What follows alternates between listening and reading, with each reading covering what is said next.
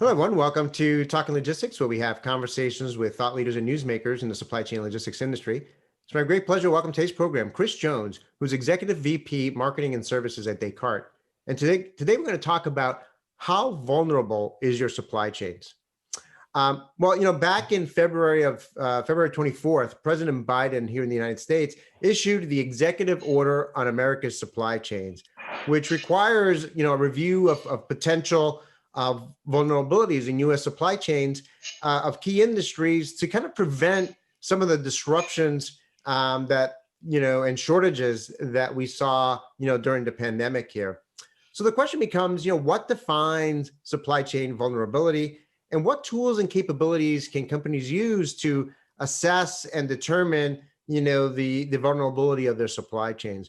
Well, those are the key questions we're going to address in today's episode, with Chris. And he's also going to share some data and insights from an analysis that Descartes recently completed and published in a recent white paper. So he'll walk us through, give us some examples through that analysis. So with that, Chris, welcome to the program. Great, thanks, Adrian. Pleasure to be here. So, Chris, I know when I saw the announcement or the executive order back in February, I think this was like the first time that I saw a president, really talking about, supply chains and really talking about, risk and talking about resiliency and so forth. And, it certainly piqued my interest and certainly that led you guys there at Descartes to do some analysis, which you're going to get to in a few minutes here. But I guess as a way to kind of, start the conversation, I mean, from your perspective and the way you approached, the research and analysis that you did, I mean, what defines supply chain vulnerability? That is what factors make a supply chain more vulnerable than others?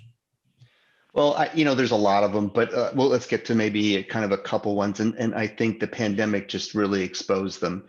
So one of them is what we would call concentration of the source. And what's interesting about this conversation and this definition now is that, for instance, people would say, well, I don't have a lot of vulnerability because I have 5 manufacturers. Well, last March, we learned that when all 5 of those sat in China and they were shut down, that there was really, no diversity there from a geographic perspective. So, that is definitely one of them. The second one is focusing on what I would call the country-specific activities that are going on. Don't want to really talk about geopolitical issues, but we can't be blind to it. So, as we look at U.S. trading relations with China or with other countries, things like rare earth minerals, which we don't actually use a lot of, but come from 2 countries who we are not in very good shape with at the moment. That's another aspect of this. Others are dealing with, for instance, the ability to get the goods moved. We're seeing this right now actually on our own ports, right? So forget about other countries. We have a problem on the West Coast here where we can't get goods off ships. And then probably the last one is really more of a recent phenomenon, but it's, I think it's really kind of shown itself, which is our supply chains were so highly tuned, right? That when you have the disruptions we've had, and particularly things like imbalance in container locations or containers in locations, now all of a sudden you recognize that you can't get goods moved or you can't get them moved for extended periods, not because of the lack of availability of the product, but of availability of the assets to get it moved. It's going in the wrong direction or it's going in a trade lane that, for instance, people don't want to serve at this point in time. So that's just a couple good examples. Yeah, no, I think there's a lot of factors there. And I think that's what complicates the analysis for some folks is that, you really have to, take this broad perspective as you talked about it, because there's a lot of, sourcing related issues or factors related to it. There's logistics and infrastructure related issues to it. And then there's, as you brought up, some geopolitical things and things that might be future risks that have to kind of get, put into all of this. So with that in mind, I mean, I think a lot of companies can think through these topics at a high level, a generic level, but ultimately, what tools or capabilities are available today for companies to kind of more in a more detailed manner, perhaps, or a more formal manner, kind of assess and analyze the vulnerability of their supply chains? Well, we have a tool called Descartes Data Mine, and it's a global trade intelligence tool. So what it understands is trade flows across the globe. So what it gives you is I really call it a macro level perspective, not just your supply chain, not even just your industry, but if you're looking at commodities, you may want to understand where those commodities are coming from and moving globally. When we think about trade, and particularly in the U.S., we're the number one economy in the world, but we're still a fraction of the global economy, and there's a lot of goods that move that never touch our borders, that we don't have any view to it. So when you start thinking about sourcing, and this, by the way, is how we got into this whole conversation. So the Biden executive order was actually that really kind of put us into gear for the research that we just put out. But we actually started this analysis already because we were seeing things with lithium-ion batteries. We were seeing things with semiconductors, as you know, with automotive factories having to shut down. And so, kind of long story short, what we're using the Descartes Data Mine to do is understand those flows. So what imports are coming into the U.S., where do they come in? So that conversation around things like concentration, right? Where are goods moving that don't come into the U.S. that you're like, well, why aren't we gaining access to that, as an example? But there's two other things that are really part of this conversation too, right? It's great to be able to know who the alternative suppliers are out there, particularly if you're looking at different sourcing options, right? But you also need to look at this from a tariff perspective, and we're actually going to talk about this a little bit today. So, as you know, with the previous administration, and quite frankly, subsequent or previous to them, even administrations, they have put tariffs in place, and so there are countries where you can go get goods, but you're going to find quite a bit of variation in the tariffs. So while there might be a source, it may not economically make sense based on tariffs. Then the last point is you really need to vet the potential suppliers that you're going to be looking at, because unfortunately these days there are a lot of corporations are owned by organizations, this is abroad, that the U.S. government restricts access to. So it's important to understand who you're sourcing from. That could be ownership of the company, and by the way, that's more than 50% these days. There are lists for that. It could be from countries. It could be from individuals that themselves, right? So these are all things that play into play. So our view is there's simple three themes here. You want to identify, okay, and that's the whole notion of what we're doing with global the data mine. Analyze, and so look at the potential landed costs as an example, and then really vet the potential suppliers to get a good handle on whether or not you can work with them.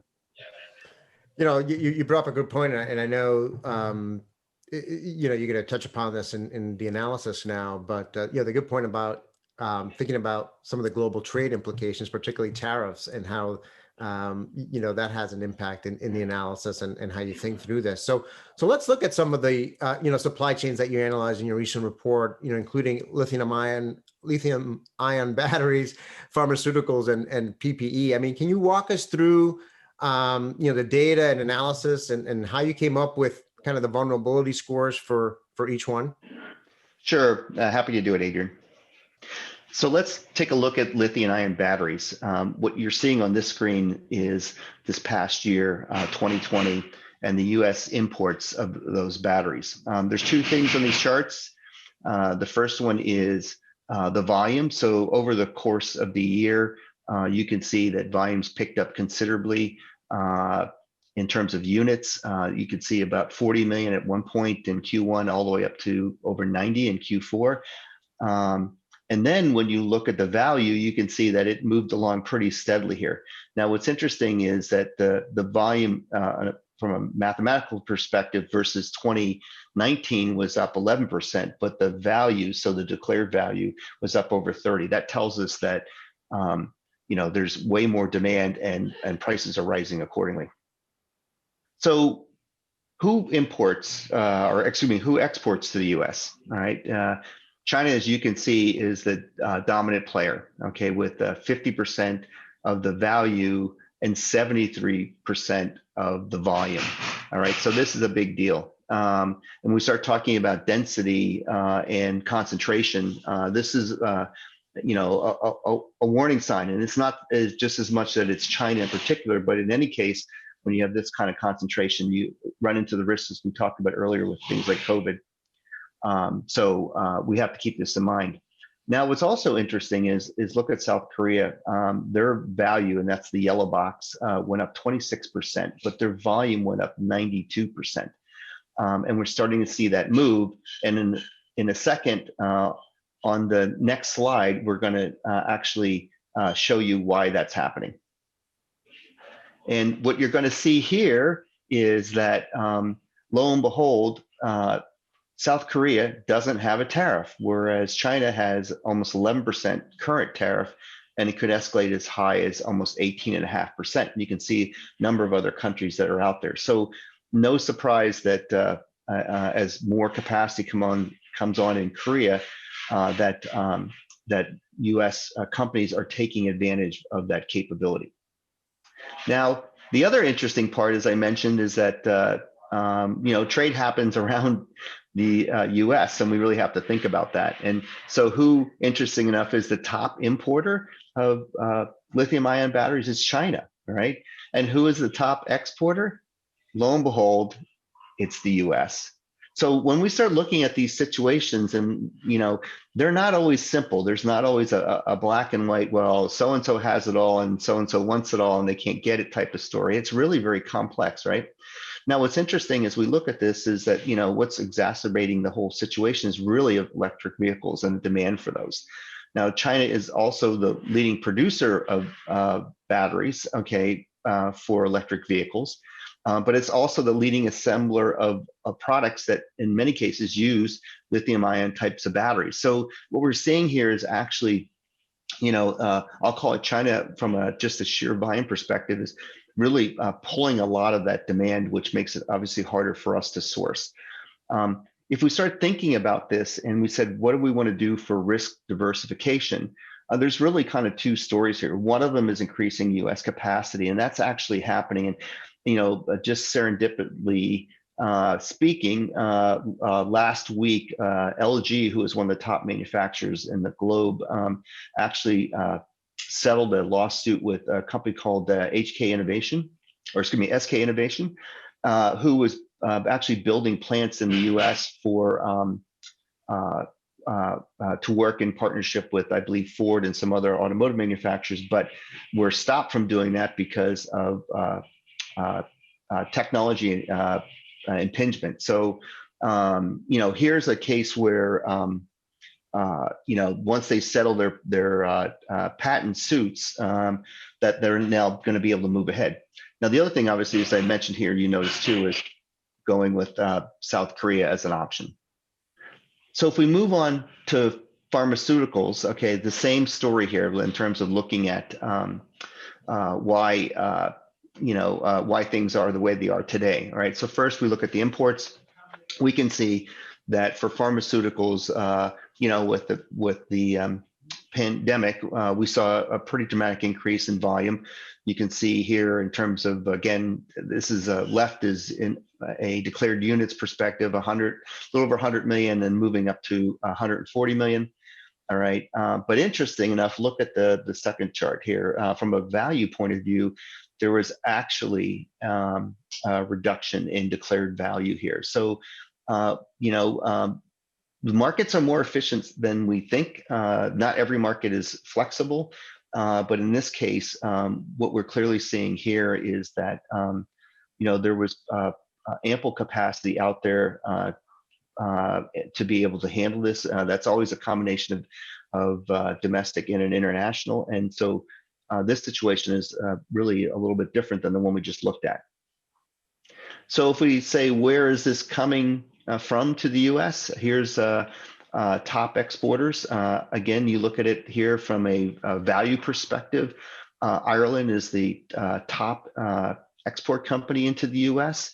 But when you look at the volume, if you will, Ireland is way down on the list. All right, and then equally looking here at India and Mexico in particular. Let's just take Mexico, doesn't even show up on the value list, but it shows clearly up as number 2 on the volume list. Now, why is this? Well, there's different kinds of pharmaceuticals. Some generics and stuff are relatively inexpensive, as we all know, and obviously there's much more sophisticated drugs that are out there that are very, very pricey. So you see places like Ireland and Switzerland focused on higher value pharmaceuticals, and equally you see Mexico and India driving volume. So again, not always a simple picture to view. Now, in this case, we're also going to look here at global trade. And this is, again, another very interesting perspective here. So we start on the importer side of it. Switzerland is number 1, and the US is number 3 on the import point of view. And on the export point of view, the US is number 1, and Switzerland is number 2. Now, do we think, and Switzerland is taking a lot more drugs than anybody else because it's a pretty small country versus the US? That's not the case. We actually know that also they are a large processor of pharmaceuticals. So think of it as getting things in bulk versus finished product distribution and so forth plays into this. But I also think when you look at this particular chart here, that the US is significant, and you can see it as 22% on the chart of the world's supply of pharmaceuticals from an export perspective. So we're in a much different situation here. So while we are a big consumer, all right, at number 3, we're by far the top exporter. So PPE, this was another hot topic. If we were here a year ago, this would be on every business's mind, how they protect their people, where can they get personal protective equipment, and so forth. And so no surprise, you can see that the huge increase in volume over the really a 1 quarter period. It's amazing how much was imported into the US. Obviously, prices went up. I think anybody who was buying it for themselves could clearly see that as well. So no surprise there, but look at how this changed over the course of the year. So there was quite a bit of, I'll call it a reduction here. There are many stories that you saw on the news that where companies were, shutting down. I'll call it their gin making capabilities as an example, and going to making things that helped disinfect. And then we had people that made apparel that all of a sudden were now making masks and all kinds of stuff like that happened. So you had a lot of domestic ramp up as well. So what you're seeing here is that we're not quite closed the gap versus the previous year, and obviously that's not going to happen because of the pandemic at this point in time. But the value part of it closed significantly here. So U.S. manufacturing really helped in this particular case as well. So looking at the top exporters to the U.S., no surprise, China is the top exporter to the U.S. for PPE at almost 29%. However, Mexico is not that far behind them at 21%. And that's from a value perspective. From a volume perspective, though, look at China at almost 47%. And just as a FYI here, that chart should say it really should be around volume and not value. As we look at this, also from a perspective overall globally, there was a almost 57% increase in 2020 for PPE versus 2019 in terms of value, but a over 100% increase in volume. So if we move on then to how this PPE is moving around the globe, you can see again here China is the top importer. I would say that's not surprising given the size of China and also just the Herculean effort that they put into attempting to address the pandemic. So clearly I think this did put some pressure obviously on early, particularly for the US in 2020 in terms of getting PPE. And from there, as we go, there's really, just such a break. All right, with China at 47%, U.S. is really at 9% as the next importer here. Now, what's also interesting is we move to the other side of the charts here. We look at who's the top exporter, and lo and behold, it was us. All right, and if you remember back early in 2020, there was a little bit of grumbling around how we were providing uh, PPE to China and other parts of the world, in particular. Again, also there's not one type of PPE. There's different kinds, but overall through the year, you can see that we were a significant provider to other countries. So when we start looking at, I'll call it the give and take, and something we'll get into here in a minute as we talk about, let's say, these different examples that we just went through. Why all of a sudden PPE was maybe in the short term an issue for us, but in the long term, not really. Well, Chris, I mean, a lot of great, data there. And I think as you were going through it, I couldn't help but think about, we talked so much about the power of data and collecting data, right? But then really the key question is, what do you do with it, right? And kind of be able to analyze it and kind of see some of the insights that come out of it.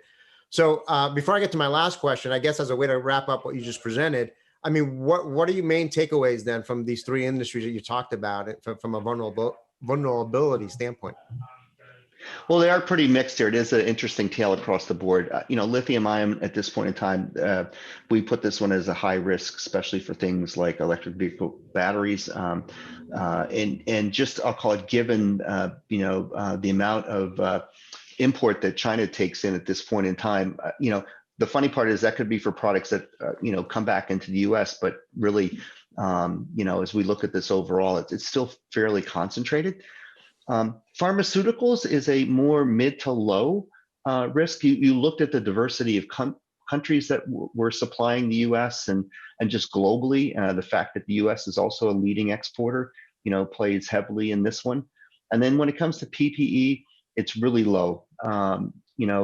We saw how much we caught up. Now, when you have something like the pandemic, that hits the way it did, this maybe speaks to a whole nother conversation around, how much inventory we should have for things and so forth. But really, if you look at the effort in the U.S. in particular to scale up for it, it was actually pretty amazing. So we see this one really as low. Yeah, and I know that there's more detail in the white paper and the report that you've put together, as well as analysis of other industries as well. So I'll recommend to our viewers, and we'll include the link, in our write-up about this episode for folks that are interested in downloading the report. But as a way to wrap up the conversation, Chris, I mean, we talk about converting, data and insights into action. So what actions should companies take in response to this type of analysis? I mean, what are some leading practices out there?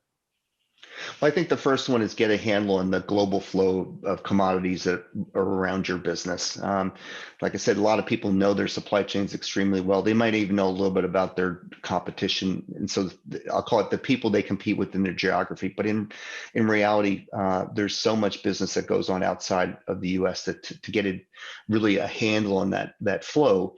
The second thing is, looking at tariffs. This is a fairly complex situation, especially what's happened over the last half a dozen years. And, sorting that out, I think, is really important. There are going to be alternate sources. There may not be the, economically viable, though. And if you are going to invest, for instance, in sourcing internally, or quite frankly, even in other countries, you need to get a handle on what that situation is going to look like. And then lastly is, again, you got to know who you're dealing with. The U.S. government is, constantly adding names and organizations and so forth, countries even, to its restricted party lists.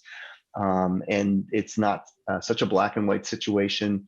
A lot of companies have very complex organizational and ownership structures, shells and so forth that you want to get a handle on. So there are some, the good news is that there's definitely I'll call it the data and the solutions out there that can allow you to quickly get a view of that. And so you can move a lot faster than maybe you would have a couple of years ago to find out, how you could possibly make yourself a little bit less vulnerable to the kind of situation we've been in the last year. Yeah, no, and as you were talking throughout, the episode, I think it underscored for me, we talk about the importance of collaboration, in this industry. But when you look at here, you've got sourcing that comes into play. You've got logistics that comes into play. You've got global trade management and customs compliance that comes into play. And then obviously business intelligence and analytics, so all those things are really all, from a people process technology standpoint and from a data standpoint, are really all coming together in this whole question about assessing vulnerabilities in supply chains. Well, Chris, I mean, as always, you provided a wealth of information here and some great insights and data to, put the spotlight on this topic, which I know is only going to get more important, and more companies are going to be focusing on in the weeks and months to come. So again, thanks for making the time to be with us today.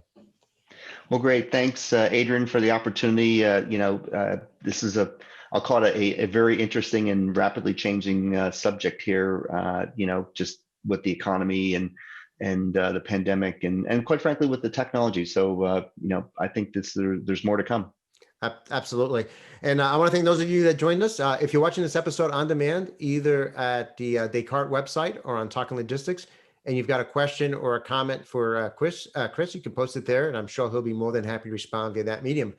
And again, I will be posting the link to the paper for those of you that are interested in downloading and accessing more of that information that Chris presented. Again, thank you for joining us, and look forward to seeing you in a future episode of Talking Logistics. Have a great day.